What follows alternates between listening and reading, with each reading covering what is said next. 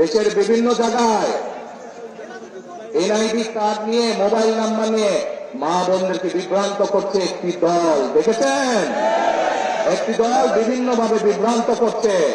আমরা দেখেছি গত 15 বছর 16 বছর কি হয়েছে, জনগণের ভোট ডাকাতি হয়েছে।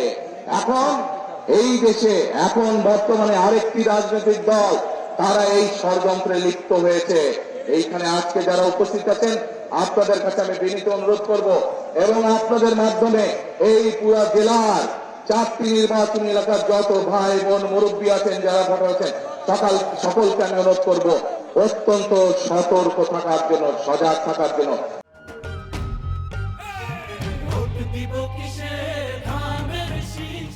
কারণ এরা মানুষকে বিভ্রান্ত করছে এবং এরা ষড়যন্ত্র শুরু করেছে।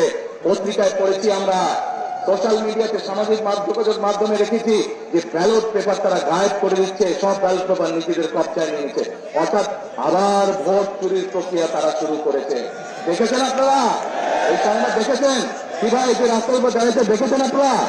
আলহামদুলিল্লাহ, আলহামদুলিল্লাহ। তাহলে আমরা বুঝলাম, ওই যে পিছনে দাঁড়িয়ে আছেন ভাই, আপনারা দেখেছেন এই সংবাদ? আলহামদুলিল্লাহ, আলহামদুলিল্লাহ। তাহলে আমি ধরে নিতে পারি যে ইনশাল্লাহ আপনারা সতর্ক থাকবেন এবং সবাইকে সজাগ করতে হবে। এখন ভাই এই দলটি সম্পর্কে সজাগ থাকতে বললাম, এই দল সম্পর্কে আরেকটি কথা বলি আপনাদের সামনে। কয়েকদিন যাবৎ আমরা কি দেখছি? আমরা দেখতে পাচ্ছি তারা বিভিন্ন ভাবে মানুষকে কতগুলো কথা বলছে যা সম্পূর্ণভাবে মিথ্যা কথা, এবং শুধু মিথ্যা কথাই না, গুনার কথা তারা বলছে। আসুন প্রথমে তাদের মিথ্যা কথাটা কি বলছে সেটি আমরা দেখি। কি সেই মিথ্যা কথা? প্রিয় ভাই বোনেরা, আজ আমরা যে মাটিতে দাঁড়িয়ে আছি, এই মাটির নাম কি বলেন তো? এই মাটির নাম বাংলাদেশ। এই মাটির নাম কি? বাংলাদেশ। 1971 সালে এই মাটির সাথে রক্ত মিশে আছে আমাদের মুক্তিযোদ্ধাদের। বুকের রক্ত, তাজা রক্ত ঢেলে দিয়ে মুক্তিযোদ্ধারা এই দেশকে স্বাধীন করেছেন। এই দলটি সম্পর্কে আপনাদের সজাগ থাকতে বলছে। আমরা দেখেছি তখন কি ভূমিকা ছিল তাদের। যদি তাদের ভূমিকা সেই সময় দেশের পক্ষে থাকত, যদি তাদের ভূমিকা সেই সময় দেশের জনগণের পক্ষে থাকত, তাহলে লক্ষ লক্ষ মানুষ শহীদ হতে হতো না। আজ এত মানুষকে শহীদ হতো না 1971 সালে। আজ তারা বলছে অমুককে দেখেছেন, তমুককে দেখেছেন, আমাদেরকে দেখেন এবার, বলছে না? আরে ভাই, আপনাদেরকে তো মানুষ 71 সালেই দেখেছে, ইতিহাস মুছে ফেলা যায় না।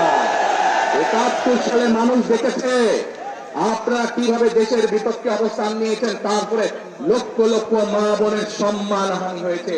71 সালে দেশের মানুষ দেখেছে আপনাদের ভূমিকার কারণে এই দেশের লক্ষ লক্ষ শহীদ মুক্তিযোদ্ধা শহীদ হয়েছেন, অনেক মানুষ পঙ্গু হয়েছে।